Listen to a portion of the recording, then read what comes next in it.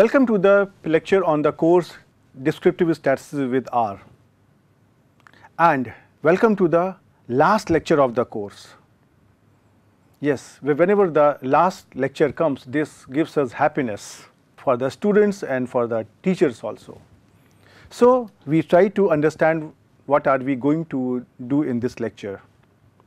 You may recall that in the last lecture we had discussed the principle of least squares, and we also had understood that how one can obtain the estimates of the parameters or the values of the parameters on the basis of given set of data in case of a model y equal to alpha plus beta x. We had taken an example and we had solved it manually. The idea was to show you or to expose you with the basic concepts. Now, in this lecture, we will learn that how to obtain the same result using the R software. And after that, considering only one input variable is not a very realistic thing. So, in case if you want to extend the principle of least square where you have more than one independent variables or more than one input variables, then how to do it and how to use the R software to obtain the least square estimates of parameters in that model. So, this is what we are going to do in this lecture. So, the first thing comes, what is the command for obtaining the least squares estimate or fitting a linear model using the R software. So, in case of R software, the R command for fitting a linear model is LM. This is an abbreviation of L means linear and M for model, and this command LM is used to fit the linear model. Well, you can see here that this LM has various arguments and so on. But here we are going to use a very simple thing just basis on formula, and you should know why I am not going to discuss all the details. I had explained you in the earlier lecture that whenever we try to fit a linear model, this does not end the story. After that, you have to check how the model is going to perform with the entire population. There are different types of statistical assumptions which are needed to expose the estimated values over different types of statistical tool, like as test of hypothesis, goodness of it, and so on.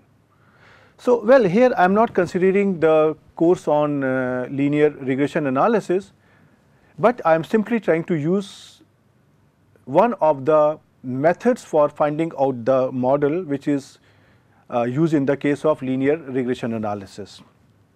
And this command LM in R software was developed in order to find out the further statistical tool related to the linear regression analysis. So, that is why you will see that in the command LM there are many arguments, but I will not go into those details, but I will request you that if you want to understand them, first try to have a course on linear regression analysis and then try to understand those concepts. The interpretation of all the terms inside the argument, they can be studied from the help on LM command. Right. So, now my objective here is to show you that how to get the things, but briefly I will try to give you the idea here what we are going to use, that there is an option here formula. So, basically we will be adding or using here the option of formula. So, this is going to give us a sort of symbolic description of the model to be fitted, right.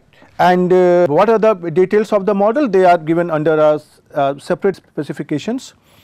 And next, the data, this is also an optional argument where the data is given in the frame of in the structure of a data frame, or say list of environment is given by say as.data.frame and so on, but we are not going into that detail. And similarly, there is another option here subset, and this gives you an option to use an optional vector and which is specifying a subset of observation to be used in the fitting process. But anyway, we are not going to use it, we are simply going to use the option here formula. So, now how to use this formula, I will try to show you with an example. The same example we had considered earlier, where we collected the data on 20 students on their marks and the number of hours in a week which they studied. And this data, if you remember, in the last lecture was obtained here, that beta hat was obtained as 6.3 and alpha hat was obtained at 168.65, and model was like it, but this all was done manually. All the computation were done by using a simple calculator. Now, I will try to show you how to do it on the R software. So, as we had discussed, we already have stored this data in the two data vectors, marks and hours, and how to store this data, that I discussed in the last lecture, right, that all this data is coming in the same order, such that these observations are paired. I mean, the first observation xi yi means first observation of marks and first observation of hours. Now, this is the most important part, that how to give the command. First, you try to write down the instruction lm, and then try to write down here the output variable here y, and then use this equivalent sign. This is present on your keyboard, the keyboard of the computer which you are using, and after this you try to use here the variable to give the input data. So, y is your here output variable and x is your here input variable, right. So, and they have to be given in this format. So, in our case, our output variable here is marks and input variable here is hours, and they are given in this framework, just joined by the sign equivalent, right. And this sign I can make it here more bigger, something like this, you will see on your keyboard. Now, once I try to do it, this will give me this type of outcome. So, first we try to understand what is the meaning of this outcome. Once I say that lm marks equivalents hours, this is going to indicate that our model is marks is equal to, say here, alpha plus beta times, say, hours plus some error, right. And this will inform the R software that we had obtained, say, beta hat I goes from 1 to here n, xi minus x bar and yi minus y bar upon summation I goes from 1 to n xi minus x bar whole square. So, this command will inform the R software that the value of xi's are coming. For example, I will use a different color. So, this values of here xi's are coming from the data which is given here in hours, and similarly the values of y's are coming for computation of these things from the first data vector marks, right. And so, it uses the formula is equal to marks equivalents hours, and the outcome comes out to be like this. So, you can see here this is written as coefficients. So, coefficients mean the value of alpha and beta, and this is specifying here the value of alpha, that is also called as intercept. So, this value is coming out to be 168.647, and the value of the beta which is coming here. So, this is here the value of alpha hat and this is here the value of beta hat. So, this value is indicating that this is the intercept term, and this is indicating that this 6.304 is the coefficient associated with the variable hours. And you can see here these are the same value which you had obtained manually. You can compare here with this and here this. So, you can see here this is pretty straightforward to obtain such a result inside the R software. Now, I will try to show it on the R console, and this is here the screenshot of the same thing. So, first I will try to prepare my data. So, this is here marks data which I have entered, and this is my here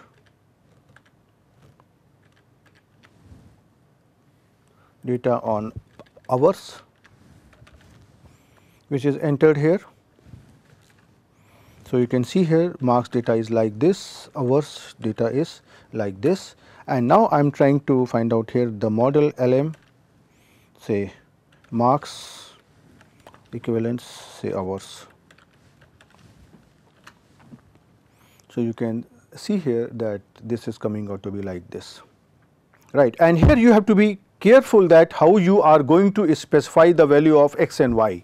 For example, in case if you make a mistake and if you say in place of marks hours and hours in place of marks, then this linear model will be fitted like hours and between hours and marks, and you can see here that this is entirely different than the first one. You can see here the first value is 168, but here the value is 0.22, but this is a wrong thing to do, because here in this case when you are trying to fit a model like this one, you are trying to say that number of hours is your output variable and input variable is your marks, which is not correct here in this case. So, this is how we try to obtain this thing, right. So, now let us try to come back to our slides, and now I try to give you one more concept. Now, you see we have learned how to find out a model or the least square estimates of alpha and beta in the case of a linear model where you have only one variable. But in practice you can imagine that any process is not going to be controlled only by one variable, but there will be more than one variables. And we had discussed such example in the last lecture. For example, the yield of a crop will depend on several factors: quantity of fertilizer, quality of fertilizer, temperature, rainfall, irrigation, and so on. So, now in case if you want to extend this principle of least squares to the case when you have more than one input variable, then how to do it? Well, this is a topic which is basically taught in case of linear regression analysis under the topic multiple linear regression model, but here my objective is not to teach you the regression analysis. My objective is to tell you or show you that how you can obtain the values of the parameters on the basis of given sample of data using the R software in a case when you have more than one input variables. So, in this case I will try to take an example of the linear model, and I will show you logically that how you can extend the model which you have considered here into a multiple framework when you have more than one input variable. But yeah, this is not a very general technique that is valid for all the models. Means every model has its own way to extend it to a multivariate situation. But here you please try to learn that if I try to extend my linear model in this particular way, then how the R software can be used to find out the values of the parameter estimates. Okay. So, now you may recall that we had considered the model here y equal to alpha plus beta x. Now, I am trying to say that here you had only here one input variable, but now I am trying to extend it, and suppose I am saying that there are more than one input variables. So, in the first case I have denoted the input variable by the notation x. So, now suppose I say there are p number of variable of input variables. So, I can denote them, say here x1, x2, say here xp, right. Means ideal in the symbols and notation of regression analysis, this is small x1 is small x2 small xp should be capital X1 capital X2 capital xp, but here my idea is something different than the objective in linear regression analysis. So, I try to extend it, and since I am going to consider here an additive model, so I try to write down the terms like beta x for each of the variable. So, for x1 this will become say here beta 1 x1, for x2 this will become here beta 2 x2, and similarly here for xp this will become here beta p xp, and then I try to add them together. So, this is what I am writing here in the second line, that y is equal to alpha plus beta 1 x1 plus beta 2 x2 plus up to here beta p xp plus e. So, e is also here a error, and this is random error involved in the observations. Now, similar to the simple scatter plot that we had obtained in the last lecture, here in this case you have more than one independent variable. So, matrix plots are more useful in verifying whether the relationship between y and x1, x2, xp is linear or not. One thing which you have to keep in mind here, that in the earlier case we tried to establish the linear association between x and y, but now you have here a group of x's x1, x2, xp inside the one group, and there is here one simple output variable y. So, we are trying to verify the linearity of a single variable y with respect to a group of variable of x1, x2, xp. This is not so straightforward. One option is that I can make individual plots, y versus x1, y versus x2, y versus x3 and so on, and now what we can conclude, that if all the relationship of y's with respect to each of the x1, x2, xp is coming out to be linear, then we can expect that their joint effect may also be linear. But this is a little bit tricky situation and you need some experience to handle this condition. But here I would like to just inform you that how you can verify or how you can construct such plots in the R software. So, now first I would try to show you that how to construct such matrix plot.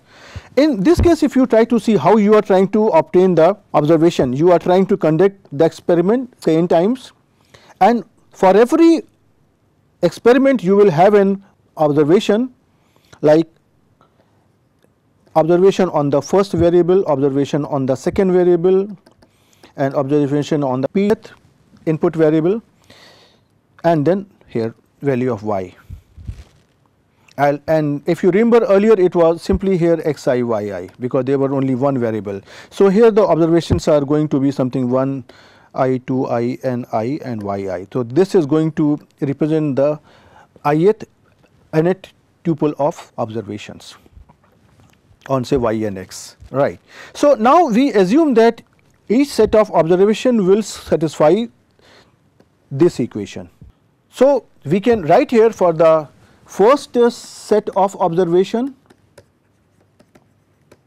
we can write that this set of observations satisfies the equation like this. So, instead of here x1 I have x11, instead of here x2 I have here x12, instead of here p I have here x1p, and the associated random error here is E1, and the obtained value of y here is y1, and similarly we have obtained here say n observation which are satisfying this equation. Now, using a very simple theory of mathematics based on vectors and matrix, this entire set of equation can be expressed in the form of vectors and matrix. So, this I am trying to give it here. I am not explaining the theory of matrix here, but I assume that you know it. So, all these observations they are contained inside the n cross 1 vector here y1, y2, yn, and all those parameters alpha, beta 1, beta 2, beta p they are contained in say another vector here say consisting of p plus 1 elements alpha, beta 1, beta 2, beta p, and the associated matrix of input variables on the data on say here x1, x2 and say here xp, this is given here like this, and the first column is indicating the presence of intercept term 1 1 1 1 1. So, now I can express this y vector here as say small y, and this entire matrix here to be here x, this entire matrix to be here beta, and this entire e to en vector to be here small e. Right. So, now we have this model here y equal to x beta plus e. Now, in case if you try to use the principle of least squares, then principle of least squares, if you remember in the last lecture we defined the sum of squared of these ei's, and this was defined as S summation I goes from 1 to n ei square. So, this quantity can be written as say here E transpose E, where E is now a vector. So, E is now here y minus x beta transpose y minus x beta like this. Now, in case if you try to differentiate this quantity with respect to here beta, put it equal to 0, then after solving you get here say beta equal to beta hat, which is equal to x transpose x whole inverse x transpose y, which I am writing here. Right, I am not giving you here the details, but if you try to see, this is a simple extension of the least square estimate that you obtain in the model with one input variable. So, now these things are replaced by matrix. So, you can see here that x is the matrix of x here is matrix of observations on say input variable. So, this is known to us. Similarly, here y, this is a vector of observations on the observed values y 1, y 2, y n. So, this x and y are known. So, I can compute the value of beta hat, and this will be called as least square estimator of parameter beta. And beta hat will look like, if you see beta is looking like this, then beta hat will look like say alpha hat, beta 1 hat, beta 2 hat up to here beta p hat. So, this also has the same order as of beta, which is of order p plus 1 cross 1. Right. Now, I will try to show you the computation of beta hat using an example, and I have just taken two input variables in this example to make it more simple.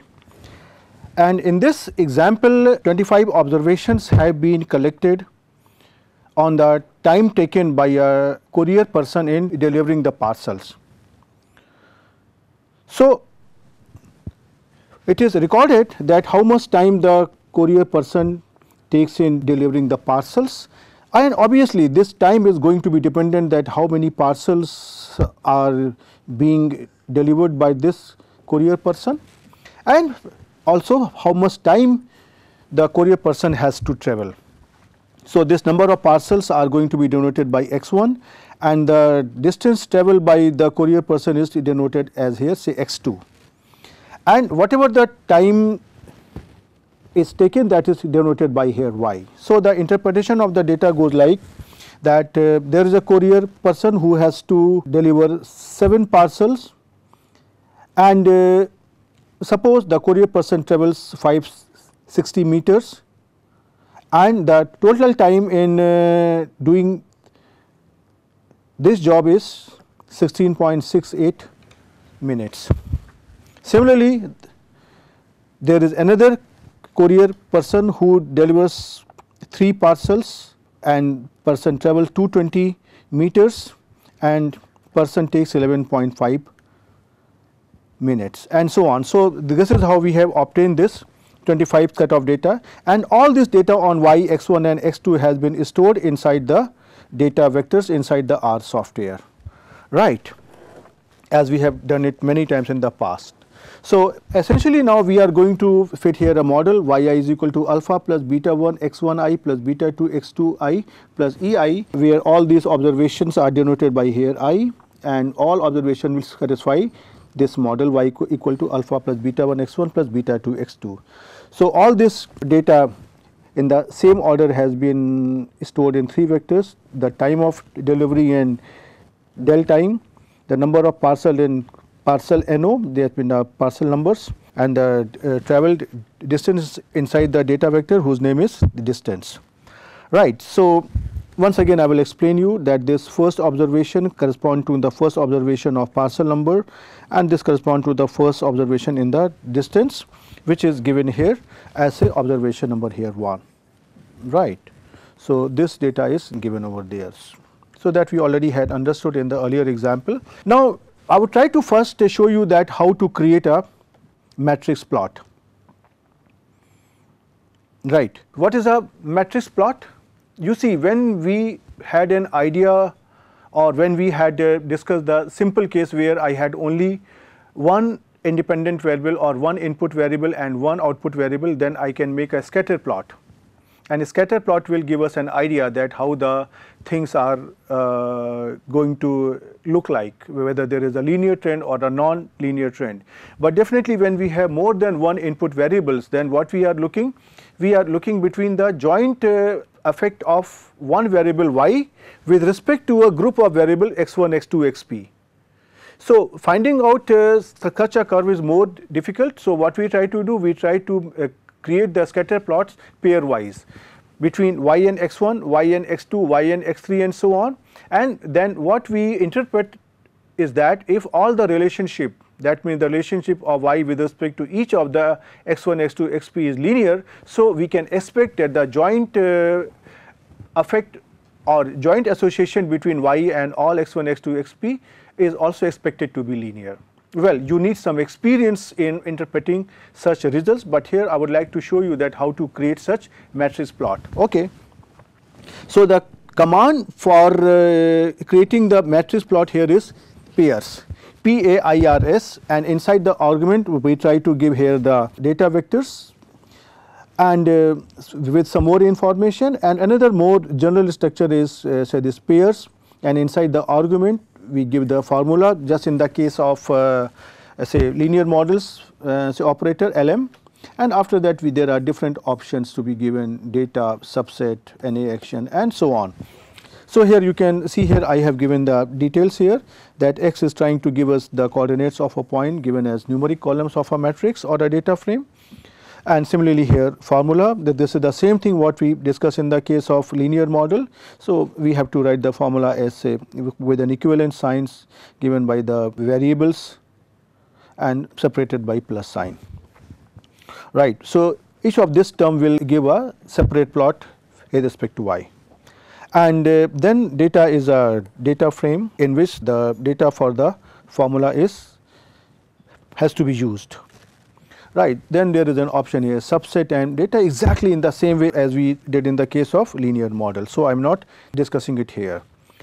Now, I would try to create here a matrix plot of the given data set just by writing the formula. Formula you see I am writing here now pairs, and then inside the argument formula, for that I write here an equivalent sign, and then I need to find out the scatter plot of 3 variables: delivery time, parcel number, distance. So, I am not discriminating here what is my input variable and what is my output variable, and it means you can get more information about this command pairs from the help, but here I am using one option which is the main to give the title of the graph. So, you can see here this is my graph and this title is the same here, matrix plot of delivery time data, which is printed here. I will try to show you on the R console also, but first we try to understand this picture. This matrix plot will look like this. So, you can see here, first try to understand this graphic. So, you can see here what is there on the y axis, what is here on the y axis, this is the same thing which is written here, and what is here on the x axis, I will use a different color so that you can observe, this is the same thing which is written here. So, in this box the x axis is denoting the parcel number and y axis is denoting the delivery time, and this is the scatter plot of 2 variables, parcel number versus delivery time, or the number of parcels versus the delivery time. And you can see here that this trend is nearly the negative, say this a linear trend and a positive trend rather. Similarly, if you come to this block again, now what is being mentioned here, this is the same thing which is written here, say distance. So, now this is the plot between distance and what is happening on the y axis here, this is the delivery time. So, you have to take the y axis from the y axis side and the x axis from the x axis side. So, this is a graphic between the distance travelled by the courier person versus delivery time. And you can see here that this curve is also coming out to be a sort of a having a linear trend. And similarly, if you try to look here in the third case, see here. So, you can see here on the x axis here, this will be here distance, and on the y axis we will have here number of parcels. So, this is a graph between the distance versus parcels, parcel number or the number of parcels.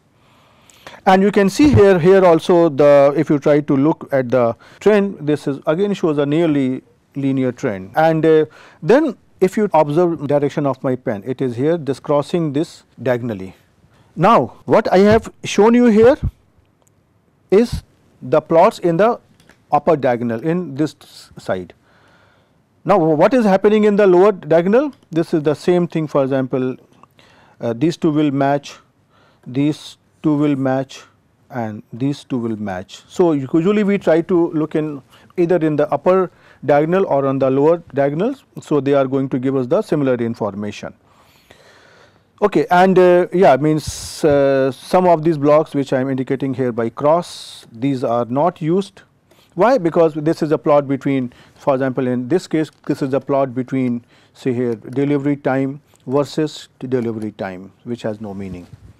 Right. So, by looking at such matrix plot, we can have an idea that whether the joint relationship of y with respect to x1 and x2 is linear or not. So, in this case, I can take a call, yes, it is approximately linear.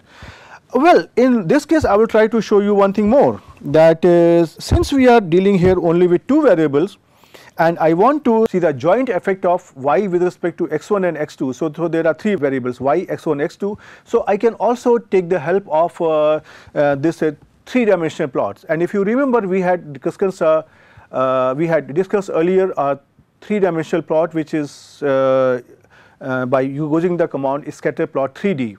So, we try to use it here, but it is always not possible because sometimes the data is more than three directions, but this is your judgment what you want to do. So, if you try to use the command here Scatterplot 3D, then first you need to upload the library. So, use this command library inside the argument Scatterplot 3D, and now I try to plot this Scatterplot 3D with these three variables, delivery time, number of parcels, and distance, and this comes out to be like this. So, this is trying to give you here a sort of here panel which is here in this case. So, you can see here this panel is looking like a, yes, there is a, that most of the points are lying close to the panel. Now, you can also use the option to change the direction of this cuboid. For example, I use here the option in the next command as angle equal to 120, and I try to rotate this figure by 120 degree. So, you can see here this that the axes are changed, these are changed, and this is say here changed. But now by looking at different structure, now this is something like this. So, just by looking at different types of picture, you can finally conclude whether you want to have a linear model fitted to this data or not. Now, we have concluded on the basis of given set of data, yes, we are confident that a linear model can be fitted. So, now we use the R command. So, now you can see here we are interested in this model where I have two variables x1 and x2, and the coefficients are alpha, beta 1 and beta 2. So, I need to estimate three parameters, alpha, beta 1 and beta 2. So, I will try to use the same command that we used earlier, but now I am making here a small change. I will use the same command lm. Now, whatever is my here output variable, I am trying to give it here as such, and now there is an equivalent signs which is trying to indicate the formula that now the variables to be used as input variables are starting.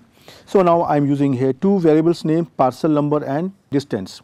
So, they are given in this format, that they are separated by this plus sign. So, if you have more variable, suppose if the model is beta 1 x1 plus beta 2 x2 plus beta 3 x3 or plus beta 4 x4. So, all those variables will be added here, something like say here x1 plus x2 plus x3 plus x4 and so on. So, this formula will remain the same, and if you try to operate it on the R software, you will get this type of outcome. So, this is giving us the formula, right.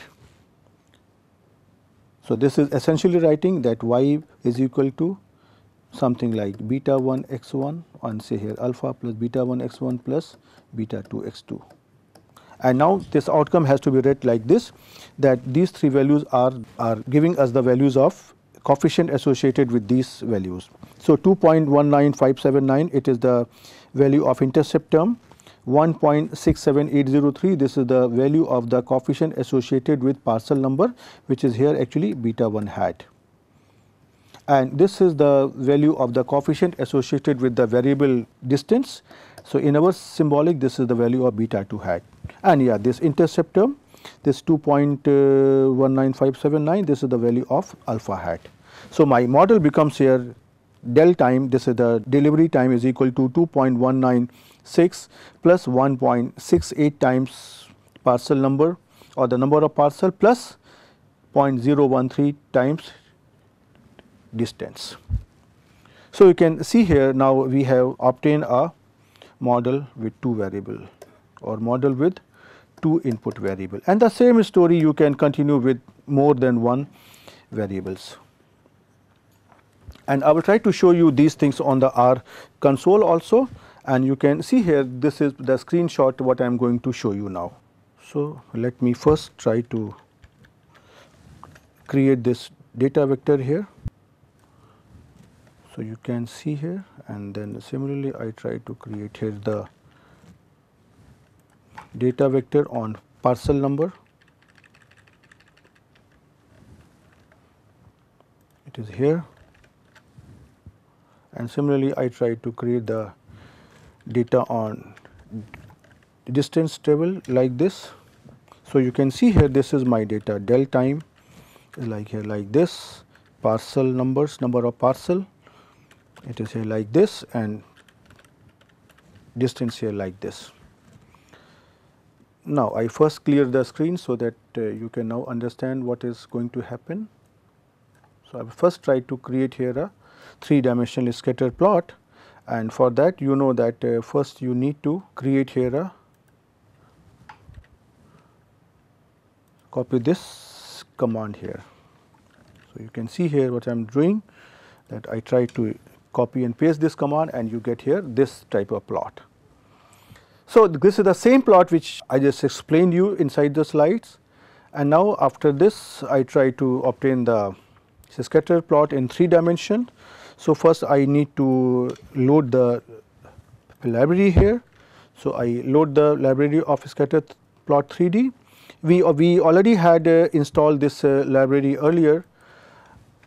So, this is already there because you need to install this package only once, and after that whenever you want you just use the library. So, you can see here this is the scatter 3D plot, and if you try to change the angle here, say angle is equal to suppose 120. So, it will give us this change picture, and suppose if you try to make it here, say angle equal to say here 90. So, it will give you a different picture like this one. So, by using these things you can have an idea that what really you are going to do.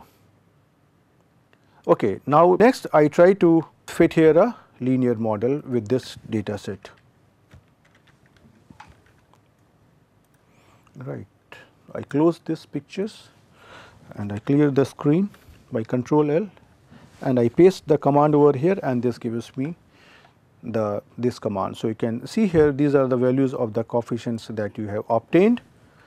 So, this value 2.19, this is the least square estimate of intercept term. This 1.67803, this is the least square estimate of the coefficient associated with the variable number of parcel, and this 0.01311 is the value of the least square coefficient or the value of the least square estimate of the coefficient associated with the variable distance travel. And this same screenshot has been given in the slides also. So now I would like to stop in this lecture. I have tried to give you the idea of principle of least square and how to implement it inside the R software. Sometimes it is possible that there are some non-linear curves, and in case if it is possible to make some transformation to change those non-linear form into a linear form, say by taking log or by taking exponential, then you can use the command lm to find out the least square estimate in that transformed linear model that was originally non-linear. But in that case, you have to keep in mind that if the original data is given as y, and in case if you transform the data into or the variable into log of y, then the curve becomes linear, then you need to input the data on log of y. So these things you have to keep in mind.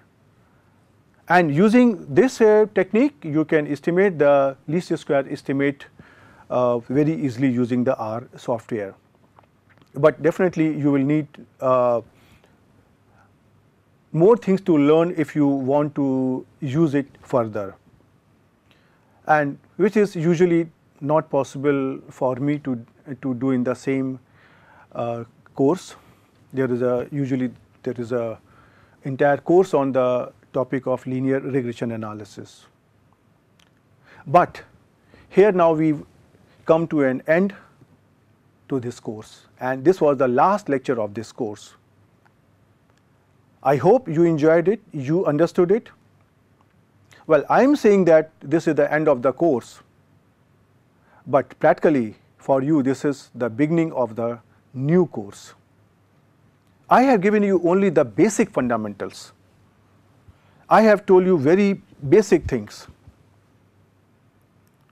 But believe me, these are the things which are going to create the foundation for further things. In case if you want to conduct a Monte Carlo simulation, you want to find out a good model, or you want to do any data mining or anything, the first step is the tools of descriptive statistics. And even inside those things, for example in data mining and other things, you use the tools which we have discussed here under the course, descriptive statistics. And you have seen that one tool will not give you the complete information about the entire data sets. There are different types of features which are hidden inside the data. Data is so naive that it is not telling you that I have this, I have this, I have this. You are the only one who has to use different types of tools and get the information from the data. And it is very important that you try to use the correct tool on the correct data. In case if you try to use anything else like as wrong data on correct tool or correct tool on wrong data, you will not get a correct statistical outcome. And then people try to make different types of stories that statistics is not telling the truth, because they don't know what is the appropriate tool for an appropriate data. So my request is that please try to understand these topics in more detail before you try to apply them on a real data set. Definitely you need to also study a book which will give you more properties of these tools and more application of these tools before you become eligible to use the tools in a real situation. And in a real situation, you cannot say that I can use only the means of central tendency or the variation or this association. All the tools can be applied to any data set, but this is only you who is going to take a call, take a correct decision that which of the tools have to be used in a given situation, either graphical or say analytical or a combination of them. So you learn more statistics and enjoy the course. I will take a leave and see you sometime soon once again. Till then, goodbye and God bless you.